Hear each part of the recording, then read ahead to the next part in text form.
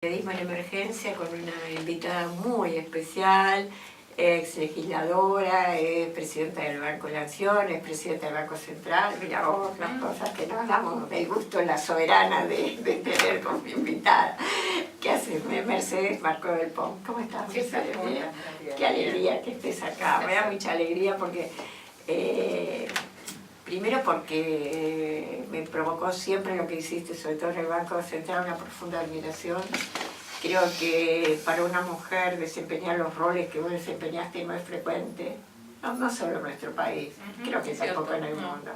Es decir, son roles absolutamente destinados a los hombres. Y no es porque, bueno, voy a repetir lo que digo siempre, no es porque yo sea o no sea feminista, sino porque desde que era muy chica mi mamá me enseñó que éramos todos iguales y yo me lo creo. Entonces para mí creo que todo el mundo tiene que tener acceso desde el punto de vista racial, religioso, político, lo que sea, a todos los lugares. Pero como no es tan fácil, evidentemente supongo que tu gran capacitación, ¿no? Sí, vos sabés que en el mundo, efectivamente, el mundo de los banqueros en general es un mundo de hombres, el de los banqueros centrales más todavía, pero quizás si vos me preguntás qué fue para mí lo más difícil dentro del mundo de los banqueros y banqueras centrales, quebrar es el tema ideológico. Porque esa fue la ruptura quizás y la diferencia más grande en este contexto internacional donde el negocio financiero es lo que lidera todo.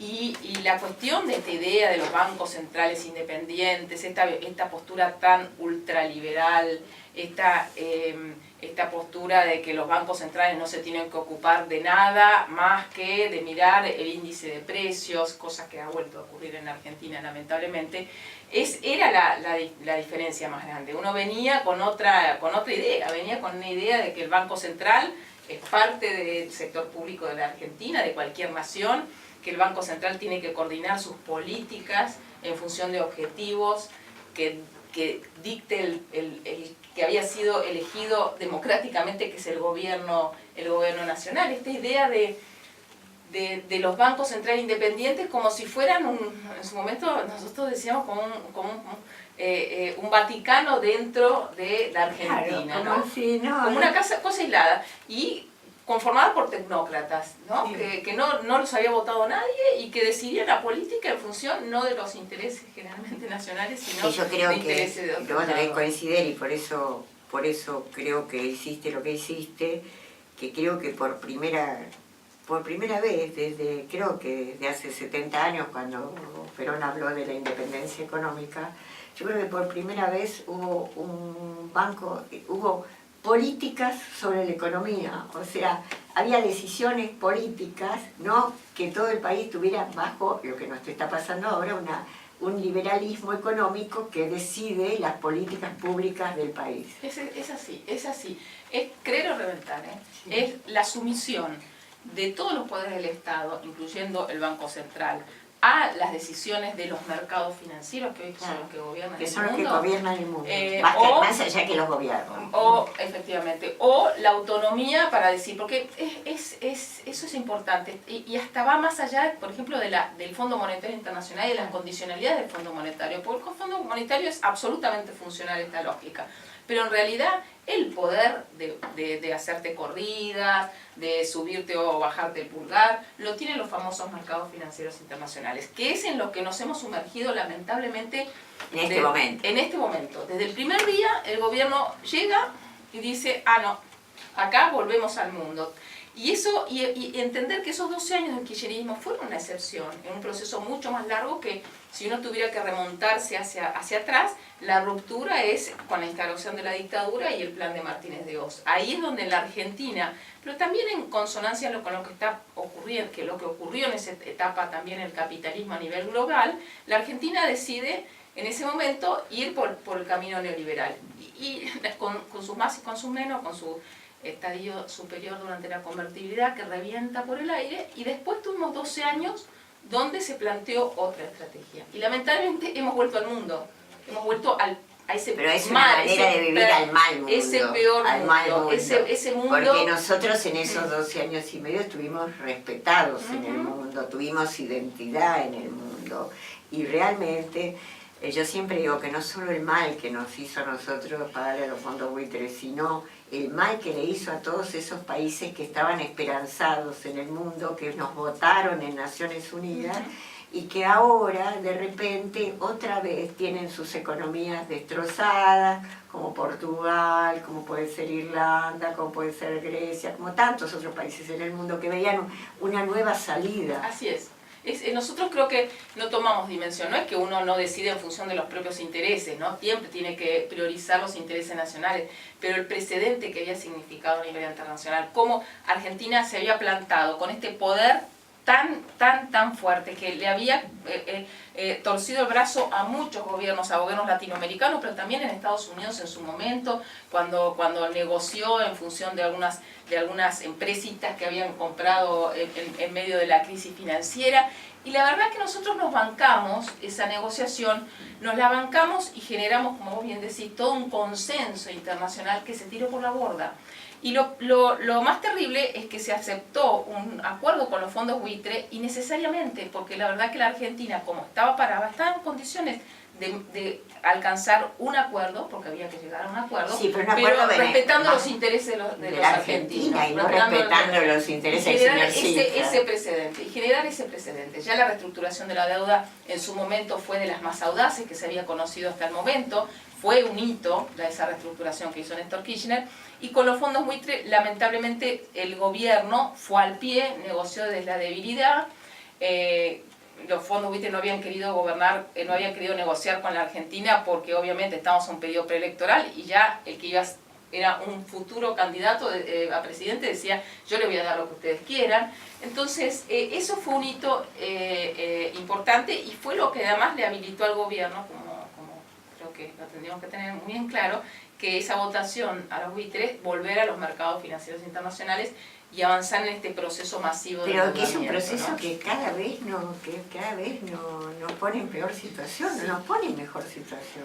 En general, los procesos de endeudamiento nunca, sobre todo cuando son sin contrapartida, cuando no es que te tomas una deuda, qué sé yo, con China para hacer la represa o para comprar bienes de capital, te estás endeudando para deuda o para financiar la fuga de capitales, que es lo que está ocurriendo en la Argentina. Lo cual es terrible, es terrible. Es terrible, entonces creo que... Uno piensa en el futuro. El problema es eso, vos pensás qué futuro tenés cuando se toma deuda a 100 años. No hay futuro, pero yo creo que en eso tenemos que tener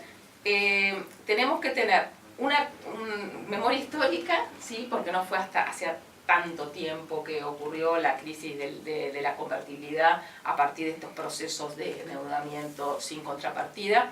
Tenemos que tener también la reivindicación histórica de que se pudo hacer otra cosa en Argentina, que con todos los problemas, con cosas que faltaron, con cosas que no se modificaron estructuralmente, pero que se pudo ir en contra de esta lógica de la financiarización. Se pudo hacer. Lo que tenemos que tener conciencia es, bueno, cuáles fueron los temas todavía, que las bombas de tiempo que en su momento había dejado el neoliberalismo que no desactivamos, pero también los grados de libertad que hay si hay decisión política, ¿no?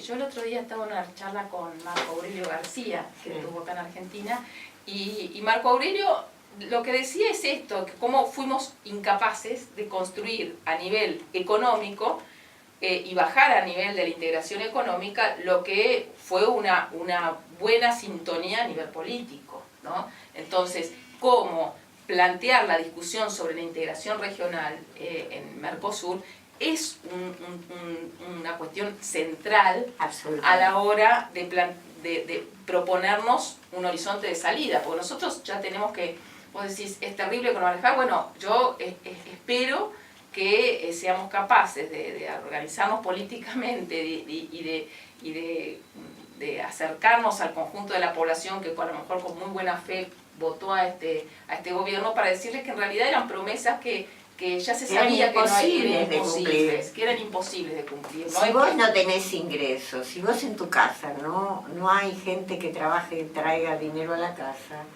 vos vas a generar deudas todo el tiempo porque no vas a poder sobrevivir.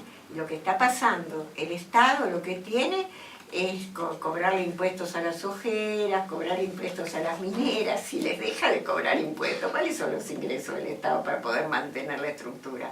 No lo tiene. No, siempre ocurre. El neoliberalismo siempre lleva eso, lleva más déficit. Ya ocurrió en la época de la dictadura, con el plan de Martínez de Oz, ocurrió con el plan Caballo y con la convertibilidad. Siempre se trata de lograr el ajuste, el superávit fiscal a través del ajuste. El ajuste lo que genera es que se achica la capacidad de generar riqueza en la economía y por lo tanto cae la recaudación. ¿Qué es lo que está pasando en Argentina? ¿Qué es lo que está pasando ahora? ¿Qué es lo que está pasando en la Argentina? Y obviamente eso tiene una contrapartida muy terrible, que también es lo que está pasando en la economía argentina, que insisto, lo que tenemos que tener en claro que no es inevitable lo que está pasando en la economía argentina. Había forma de hacer otra cosa, había forma de encarar los problemas, la insuficiencia de dólares, salir a tomar deuda afuera, pero para movilizar la riqueza en la Argentina, había que proteger el mercado interno, había que seguir administrando las importaciones que sustituyen y destruyen empleo argentino. Entonces, había formas de tratar de proteger al trabajo argentino, que de eso se trata y que creo que quizás esa es la síntesis de este gobierno. No se preocupa o no tiene en el centro de sus preocupaciones, sus objetivos, al trabajo, por más que dice otra cosa, ¿no? No le interesa el trabajo, y no le interesa el trabajo argentino. No le interesa el trabajo, pero además no le interesa el trabajo argentino, porque más perjudicado por lo que están haciendo es el trabajo argentino. Porque ni si vos viste lo que están importando mañana, están importando cosas que compiten directamente con el trabajo argentino, aún del cual se hablaba de lo preocupados que estaban por las economías regionales. ¿Y cuál es la preocupación por la economía regional? Se están muriendo las economías regionales. No. Hay sectores paradigmáticos. Obviamente la fruta ya venía con problemas, pero el sector lácteo, la crisis del sector lácteo, que te hablan de Santa Fe y te dicen vamos a terminar importando leche, la crisis que tiene que ver, ojo, con un contexto mundial y regional muy complicado. Pero sobre ese contexto mundial y regional muy complicado, vino el gobierno y abrió todo. Y en un mundo donde lo que no te está traccionando es la compra de afuera, sino te está tratando de meter todo lo posible. Con un Brasil en una crisis que no tiene precedentes virtualmente, la crisis que está atravesando el Brasil. Que podía ser un socio importante. Que podía ser un socio importante, pero sobre esos contextos es donde un gobierno tiene que tomar las decisiones. E insisto, cuidar a su producción. Y este es un gobierno que ha dejado, como todo gobierno neoliberal, ¿no? En este momento lo encarna Macri, pero sepamos que esto es el neoliberalismo. El neoliberalismo le deja al mercado los roles que tiene que asumir el Estado siempre, para proteger al trabajo, para proteger a los más débiles, para orientar el proceso de crecimiento, de industrialización, de transformación estructural. Quiero decir, esta retirada del Estado y este sesgo del Estado para beneficiar a los más ricos, ¿no? Porque eso también se ha dicho. Pero eso ¿no? es absolutamente cierto. Es así. Es absolutamente cierto. No les importa, no les importa la situación de las personas, no les importa la situación de que los jubilados empiecen a no recibir los remedios que están recibiendo, que las obras sociales no puedan aportar.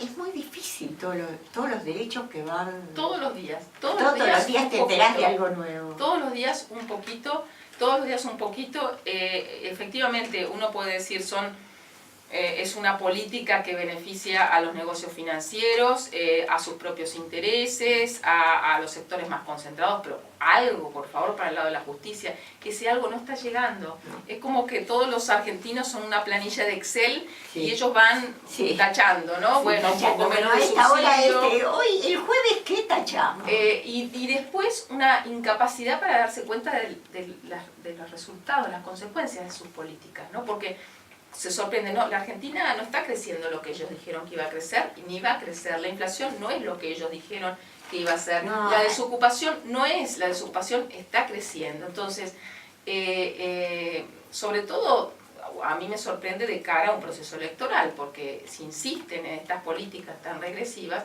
evidentemente eso lo que va a agudizar es esta situación de descontento social creciente que está viviendo en la Argentina. Pero además cuando dicen, yo los escucho, ¿viste? Con esta capacidad de mentira que tienen, ¿no? Que esto es lo que más me pone loca, como te mienten, es porque muchas veces a lo largo de toda mi carrera, a lo largo de toda mi vida, he discutido con gente que pensaba de otra manera, pero que pensaba honestamente de otra manera, como te habrá pasado a vos. Acá hay una cosa como si fueran marcianos, ¿no? Y te dicen, porque bajó la inflación. ¿Y yo qué hago las compras? No solo hago las compras, mira, tengo un chino en la esquina, un Carrefour Express al lado, otro chino en la otra esquina, el día y el coto, en 2 cuadras.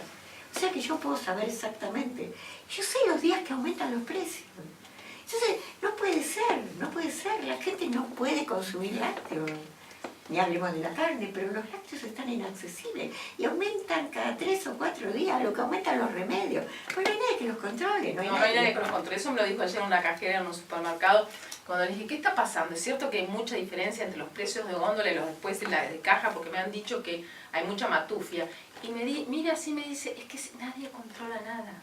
Ya no hay ningún tipo, antes era no solamente precios cuidados, sino que cierta supervisión a ver lo que estaba pasando en los sectores que concentran la mayor cantidad de la venta, que son los hipermercados. Y eso es el Estado que se retira. Entonces el Estado se retira y queda desprotegido el laburante, el jubilado, pero queda protegido al retirarse el Estado, obviamente el capitalista, el gran empresario, ¿no? Y digo el gran empresario porque no es el caso de las pequeñas y medianas empresas, que la están pasando muy mal en general. Le están pasando muy mal porque tienen menos espalda, porque las pequeñas y grandes empresas dependen mucho del mercado interno, y porque además las pequeñas y medianas empresas no tienen esa capacidad de juego para un poco de bicicleta financiera, un poco de productivo que está ocurriendo hoy a nivel de las grandes empresas. Claro, porque vos ves que, por ejemplo, que son los clásicos que primero sufren en nuestro país cuando pasa la política neoliberal, que es que cierran la marroquinería, sufre el calzado, sufren los textiles, sufren eso porque no se puede competir si te abren los mercados de afuera, es imposible. Y cómo va a sufrir toda la electrónica local, ¿viste? Ya está sufriendo y sufre todo. Ayer me decían que en Rafaela, que es una ciudad que es muy polenta, que le está yendo bien porque tiene maquinaria agrícola, pero ya hasta hay partes de las maquinarias agrícolas que se está importando. Entonces, entender que el mundo que se vive es un mundo que es muy agresivo, que es muy proteccionista, el que está esperando dónde meterte algo, porque lo que ellos no tienen es demanda. Los países centrales no tienen demanda, entonces están tratando de exportar parte de su situación de crisis a los países donde hay mercado interno. En la Argentina todavía hay un mercado interno. Por eso, porque este gobierno recibió una economía funcionando, con problemas, pero funcionando, con mercado interno, con una buena participación de los trabajadores en la distribución de la riqueza, y eso es algo muy apetecible, pero rápidamente, como vos bien planteás, en muchos sectores esas importaciones, y por eso también afecta particularmente a las pequeñas y medianas empresas, que también en ese sentido están... Porque vos tenés razón, ellos no pueden hacer como hace el supermercado, que como cobra bastante dinero de todas maneras igual en efectivo, o hace bicicleta, pero es que, y entonces después puede sacar dinero para seguir subsistiendo y seguir ganando. Es que eso es lo terrible. Cuando nosotros los economistas hablamos de esa palabra tan difícil que es financiarización y que es tan difícil hasta de pronunciar, es eso. Es algo que supera a la Argentina, es algo que está ocurriendo en el capitalismo a nivel internacional. Es esto, que las empresas, su rentabilidad crecientemente no viene de la producción, de la economía de carne y hueso, sino que viene de la bicicleta financiera. Claro. Entonces, una empresa tiene, obviamente puede seguir produciendo, pero parte de ese excedente no lo reinvierte en la producción, sino que lo mete a especular. Claro. Entonces, hoy es la situación donde muchas empresas en la Argentina se han reconvertido y producían y ahora producen menos e importan y comercializan bienes importados, o producen menos, importan y además le dedican más plata a la especulación financiera. Esa es la situación, todo en contra del trabajo finalmente. Claro, porque ¿no? Lo que pasa es que los que ya les pasó esto en el 2001, ya les pasó esto en los 90, ¿viste?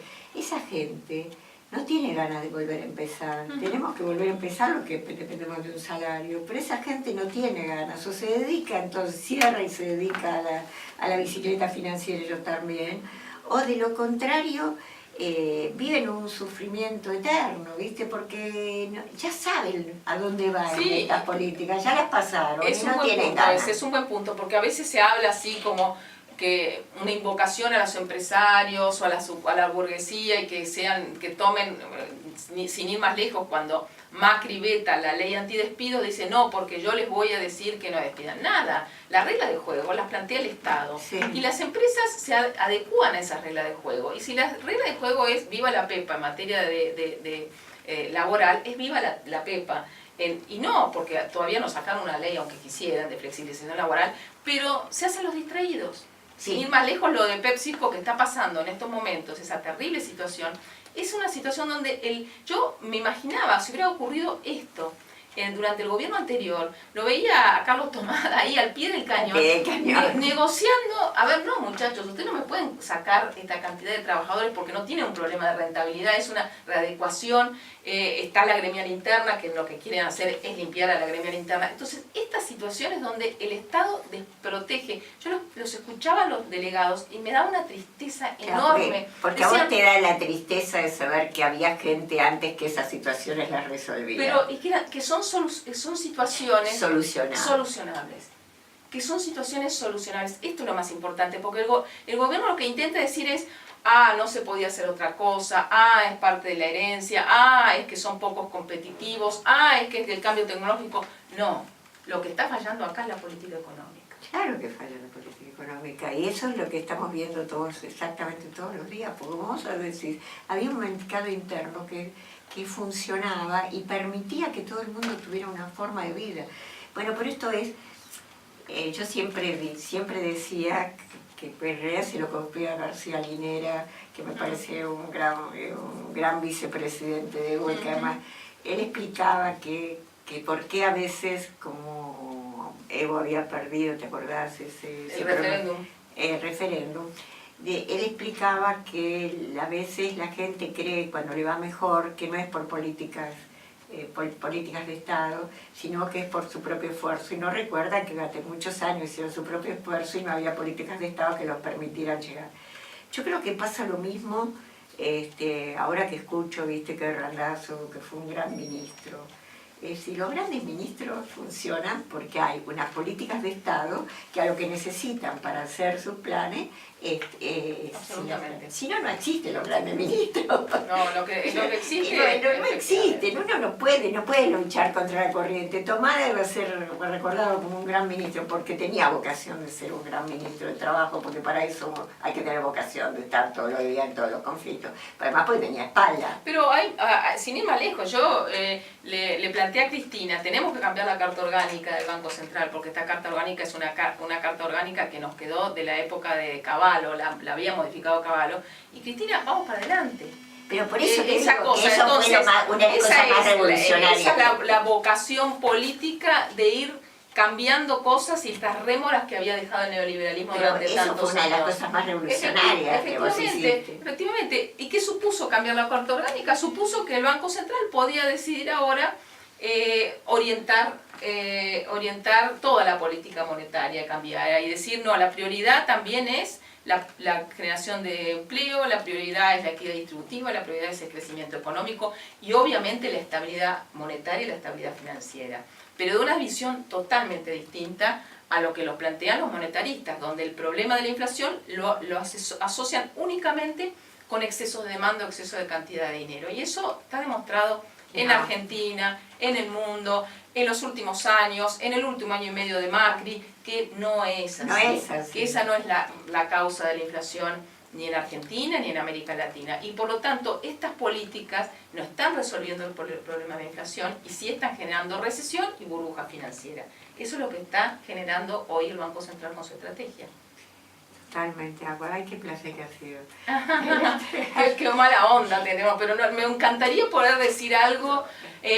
Lo único, insisto, lo único que nosotros tenemos enormemente para reivindicar es demostrar que eso se podía hacer otra cosa y que esa otra cosa era sostenible en el tiempo. No es, como nos dicen, populismo, pan para hoy, hambre para mañana. No es así, había muchas cosas para cambiar, muchas cosas para abordar, pero se podía no se puede sostener. hacer. Yo también digo, y no es una... Yo creo dos cosas, Mercedes. Primero, no se puede hacer todo al mismo tiempo. No se puede. Yo creo que todo al mismo tiempo es inútil. Uno no puede reformar su casa todo el tiempo, toda entera. Pero además, todos los que están en contra o denostan el proyecto de esos 12 años y medio, lo hacen por todas las cosas que hicimos bien, no por las que hicimos mal. Así es. Y eso hay que tenerlo muy claro. Muy claro. Es decir, no es por todo lo que creemos que todavía hay que profundizar, hacer, mejorar, no. Es por todo lo que hicimos bien que están en contra. Y si tengo una más, porque me preguntó el otro día un periodista, ¿a ustedes qué pasa ahora? Que antes decían que a Cristina le hacían corridas y entonces eran desestabilizadores y que era porque se querían llevar puesto el gobierno. Y ahora Macri, que se lo quieren llevar puesto, que le están haciendo esta corridita, la última, porque subió el dólar. Y la verdad es que yo pensé dos cosas. Una es que esa desestabilización venía fundamentalmente de los grandes grupos y los grandes grupos mediáticos. La diferencia, le dije, es que nosotros teníamos una tapa con el tema del dólar ilegal, del dólar blue, del dólar en negro, etcétera, etcétera, todos los días. Todos los días en los portales. El dólar, ahora no se habla del dólar, ¿sí? Hay una protección mediática impresionante. Y la segunda es que nosotros decidíamos el precio del dólar, no lo decidía el mercado. Porque nosotros no habíamos delegado en el sistema financiero que decidiera sobre una variable tan relevante como es el dólar. Y además que acostumbraron a los argentinos a estar pendientes de esas tapas. Y ahora se quejan de eso. Se quejan. Y los que los instalaron fueron los de antes. Yo tengo una amiga que hace muchos años que vivía en Londres y siempre se asombraba, esa argentina, de estas tapas. En Londres la única vez que hubo tapas donde se consignaban todos los días números, ¿sabes cuándo fue? Una gran huelga que hubo de la basura. Vos sabés que en Londres, pese a los impuestos altísimos que se pagan, el basurero no va todos los días. Creo que va 3 veces por semana, una cosa así. Pero hubo una gran huelga, entonces había montones. Entonces la tapa decía, hoy hay tantas ratas por habitante, hoy hay tantas... Eso, nunca hicieron tapas en ningún lugar. En las peores crisis nadie puso en la tapa los dólares. Esto es una mala costumbre argentina. Es una costumbre argentina que nosotros, si realmente queremos, y estas son las cosas que a la hora de proponer, tenemos que plantearnos un proyecto superador de la tierra arrasada que va a dejar este gobierno, pensar que tenemos que encarar este tema de la dolarización de la mente de los argentinos. Sí, porque esto es un tema cultural, es un tema que no es a través de una decisión únicamente de política económica, es una decisión, es una política cultural, sociológica, y que tenemos que encarar desde el punto de vista jurídico, económico, muchísimo más integral, pensando de esta cosa que nosotros hemos naturalizado en la Argentina, que las propiedades se compran y venden en una moneda que no es la nuestra. Eso lo hemos naturalizado y la verdad que uno no lo encuentra como opción en otros países. La inflación en dólares es igual a la inflación y el dólar no tuvo esa inflación. No, por eso. Hay muchas taras que nos han quedado que a mi juicio son obstáculos. La verdad que son obstáculos y sobre esos obstáculos vamos a tener que trabajar. Bueno. La verdad, Mercedes, no sabes lo que te agradezco esta charla, pero te voy a llamar varias veces porque son lindísimos. Bueno, acá en Periodismo de Emergencia tuvimos la suerte de tener a una brillante economista argentina que es Mercedes Marcó del Pont, que como decíamos y hablábamos fue, entre otros altos cargos, directora del presidente del Banco del Central Argentino, hizo la reforma de la Carta Magna del banco y que es realmente una mente brillante. Ay, gracias. En un ratito volvemos con Periodismo en Emergencia.